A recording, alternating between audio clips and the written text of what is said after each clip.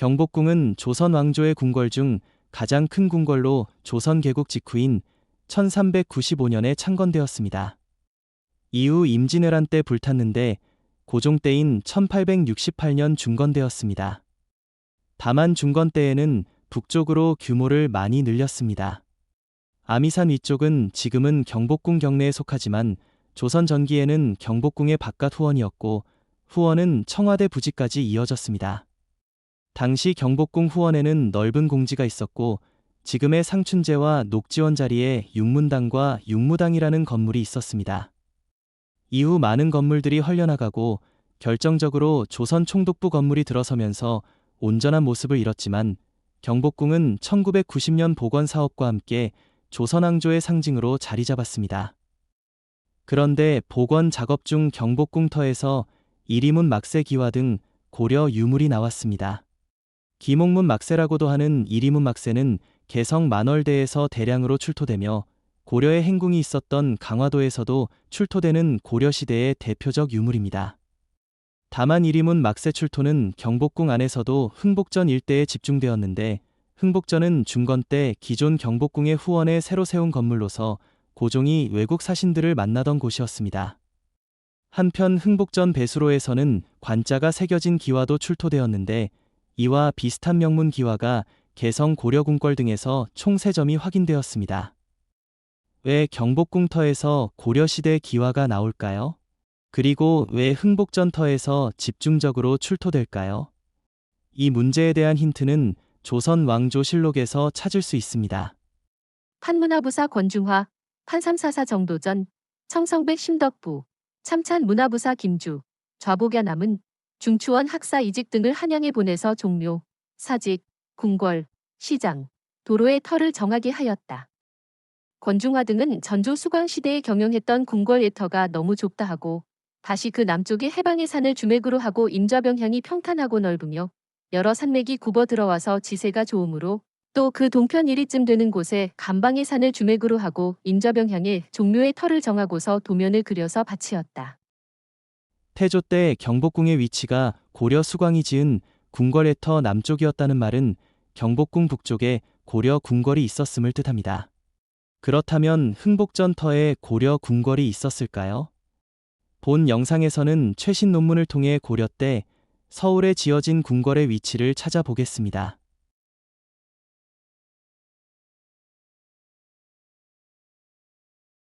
고려 조정이 애초에 서울 지역에 대해 관심을 가졌던 것 같지는 않습니다.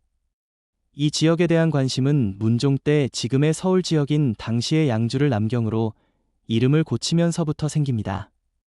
남경유수관. 문종 때에 양주를 남경으로 삼았다.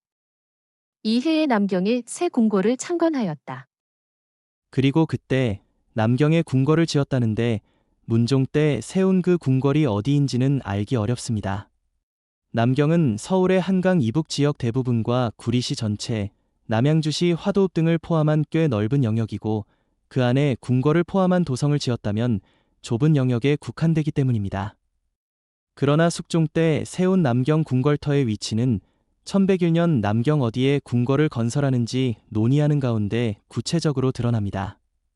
최사추 등이 돌아와서 아르기를 신등이 노원역과 해촌, 용산 등에 가서 산수를 살펴보았는데 도읍을 세우기에는 적당하지 않았으며 오직 삼각산 면학의 남쪽이 산의 모양과 물의 형세가 옛 문헌에 부합합니다. 주간의 중심인 대맥에서 임좌병향하여 형세를 따라 도읍을 건설하기를 청합니다. 라고 하니 왕이 허락하였다. 남경 건설 후보지로 노원, 용산, 삼각산 등 익숙한 이름이 보이기 시작합니다. 노원은 지금 노원역 인근이고 해촌은 해등촌으로 도봉산 남쪽, 지금의 도봉구 일대로 추정됩니다. 도봉구 해등로에 그 명칭이 남아 있습니다.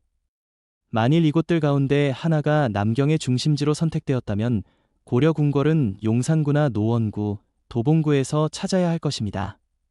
그러나 면학의 남쪽이 선정됩니다. 중서문화성에서 아르기를 새로 짓는 남경은 반드시 땅을 넓게 차지하게 되어 민전을 많이 빼앗게 될 것입니다. 청하건대 경리령이 말한 것에 의거하여 산을 따라 지세를 취하거나 물을 따라 지형을 표시하도록 하되 먼저 안으로는 산과 물의 형세를 따라 동쪽으로 대봉에 이르고 남쪽으로 사리에 이르며 서쪽으로 기봉에 이르고 북쪽으로 면학에 이르러 경계로 삼도록 청하소서라고 하니 왕이 좋다고 하였다. 여기서 면학은 북악산, 사리는 사평나루가 있는 용산구 한남동 일대로 비정됩니다. 대봉과 기봉은 비정하기 어렵지만 고려 때 남경 궁궐터는 조선의 궁궐터와 위치가 크게 다르지 않았음을 알 수 있습니다. 숙종 9년인 1104년 그곳에 궁궐이 완성됩니다. 남경의 궁궐이 완성되었다. 그리고 원나라 간섭기인 1308년 충렬왕이 남경을 한양으로 개명한 후에 공민왕 등 역대 고려 왕들은 꾸준히 개경에서 남경으로 천도를 시도합니다. 이재현을 시켜 한양의 지세를 살펴 궁궐을 건축하게 하였다. 대각의 궁궐을 짓기 시작하였다. 이에 앞서 남경으로 도읍을 옮기려고 전 한양은 이안을 시켜 성곽과 궁궐을 수축하게 했는데 백성들이 매우 고통스럽게 여겼으며 태묘에서 점을 쳤더니 불길하다는 괴가 나왔다. 그 후 다시 대각의 공사를 일으키니 당시 사람들은 이를 두고 새 도읍이라 불렀다. 공민왕은 한양으로 천도하려는 의욕이 컸지만 결국 천도하지 못합니다. 그러나 다음 왕인 우왕 때는 1년 만에 개경으로 돌아오지만 단기간 천도를 하게 됩니다. 한양으로 천도할 것을 논의하여 정하였는데 간관이 상소하여 천도를 중지하자고 하였으나 우왕이 듣지 않았다. 우왕이 한양에 도착하였다. 우왕이 송경으로 돌아와 재상 박원경의 집을 임시로 거처하는 궁궐로 삼았다. 그리고 고려 마지막 왕인 공양왕도 단기간 천도를 단행했지만 개경으로 돌아옵니다. 그러나 이성계의 위화도 회군 후 폐위되면서 다시 천도를 시도하지는 못합니다. 한양으로 천도하였고 판삼사사 안종원, 문화평리 윤호에게 남아서 송경을 지키게 하였으며 또한 백관의 분사를 설치하게 하였다. 남경으로부터 이르니 도인들이 채붕을 엮어 임금을 맞이하였다. 이상의 기록들을 종합하면 고려 문종, 숙종, 공민왕 때 각각 지금의 서울 지역에 궁궐을 건립했지만 그 위치는 불분명합니다. 그런데 다행히 앞에서 소개한 대로 고려 궁궐의 예터남 쪽에 경복궁을 지었다는 기록이 남아 있습니다. 여기서 수광이란 고려 숙종을 말합니다.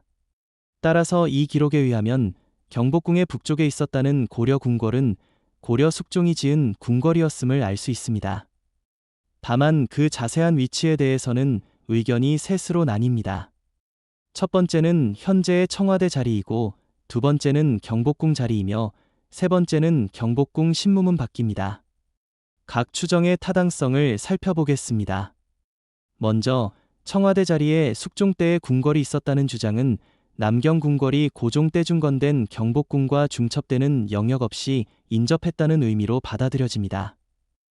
다만 청와대 터를 발굴하지 못하는 이상 고고학적으로 입증하는 데에는 한계가 있습니다. 두 번째, 경복궁 자리가 바로 남경 궁궐터라는 주장은 최근 김성도가 주장했는데 남경 궁궐이 고종 때 중건된 경복궁과 중첩되므로 북쪽에 따로 남경 궁궐이 없었다는 의미입니다. 그 근거는 두 가지가 있는데 첫째는 앞에서 언급한 바 이리문 막세와 관자기화 등 고려시대 유물의 출토입니다. 둘째 근거는 광화문 터 조선 중기 문화층 아래에서 출토된 나무말뚝의 방사성 탄소연대 분석에서 고려시대까지 올라가는 연대가 확인됐다는 것입니다.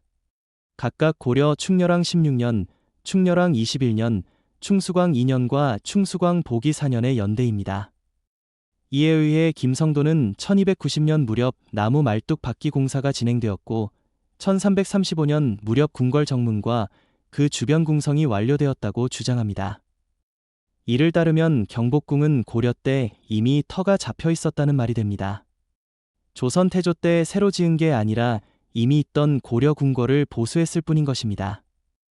다만 김성도의 논문에서는 고려 숙종 때 지은 고려 궁궐 남쪽에 경복궁을 지었다는 조선왕조실록 기록을 언급하지 않음으로써 남경 궁궐과 경복궁이 인접했거나 일부 중첩했을 가능성은 배제했다는 문제가 있습니다. 따라서 청와대 자리를 발굴해서 남경 궁궐의 흔적이 보이지 않아야 검증될 수 있는 주장이라 할 수 있습니다. 마지막으로 고려 궁궐이 경복궁 신무문 밖에 있었다는 주장은 오동선과 김동희에 의해 제기되었는데 남경 궁궐이 위치했을 가능성이 높은 경복궁의 입지와 개성 고려 궁궐의 입지의 비교에 근거하고 있습니다. 남경 궁궐은 수도인 개성 고려 궁궐을 모델로 했을 가능성이 높기 때문입니다. 먼저 배후의 산으로 개성 고려 궁궐은 송악산을, 경복궁은 백악산을 두었다는 입지상의 공통점이 있습니다. 그리고 도성의 외곽 범위도 직경 4-5km로 동일합니다. 또 궁궐 정문에서 남대문까지 거리가 1.8km로 동일합니다. 여기서 경복궁은 애초에 개성 고려 궁궐의 입지를 염두에 뒀을 가능성이 높아 보입니다. 이를 확장해 동서방향 하천에서 궁성 정문까지의 거리를 살펴보면 경복궁의 경우 청계천에서 광화문까지 거리가 0.7km로 개성 궁궐의 1.5km보다 가깝습니다. 그러나 청계천에서 고려 궁궐처럼 1.5km를 적용하면 향원정 중앙부에 이릅니다. 남경 궁궐을 고려 궁궐의 입지를 본떠 지었다면 그 정문이 향원정 중앙부에 있었다고 볼 수 있는 것입니다. 이어서 향원정에서 고려 궁궐의 남북길이 0.4km를 적용하면 향원정에서 청와대 상춘제까지가 남경 궁궐의 범위입니다. 궁궐의 중심부는 청와대 여민관과 경복궁 건천궁이 됩니다. 이 경우 흥복전 일대에서 이리문 막새가 가장 많이 출토된 이유는 고종 때 경복궁 중건 과정에서 건천궁 일대를 깎아 그 흙을 남쪽 흥복전 대지조성 작업에 이용했기 때문이라고 보입니다. 흙 속에 기와 조각이 동반되었음은 물론입니다. 즉 경복궁 전도에 보이는 아미산 북쪽의 능선이 지금은 없는데 중건 때 이 부분을 깎아서 건천궁 터를 조성하고 그 흙으로는 흥복전 터를 조성했다는 것입니다. 또 총 5개 형식으로 분류되는 이리문 수막새의 연대 중 흥복전 출토막새는 14세기에 제작된 오식이 가장 많고 12세기 초에 제작된 삼식도 일부 있음이 확인되었는데 이는 12세기 전반의 숙종 때의 남경 개발과 14세기 중후반의 중수와 같은 역사 사건과 부합합니다. 오동선과 김동희의 추정은 남경 궁궐터가 고종 때 중건한 경복궁과 일부 중첩된다는 점에서 앞의 두 추정과 다르지만 역시 청와대 터를 발굴해 보아야 사실 여부를 판단할 수 있을 것입니다. 그러나 단순히 고려 기와가 많이 나오는 곳을 남경 궁궐 중심부로 판단하지 않고 기와의 전체적인 분포 현황과 제작 연대, 경복궁과 개성 고려 궁궐과의 입지 비교 등을 통해 종합적인 판단을 내렸다는 점에서 현재까지 가장 설득력이 높다고 할 수 있습니다.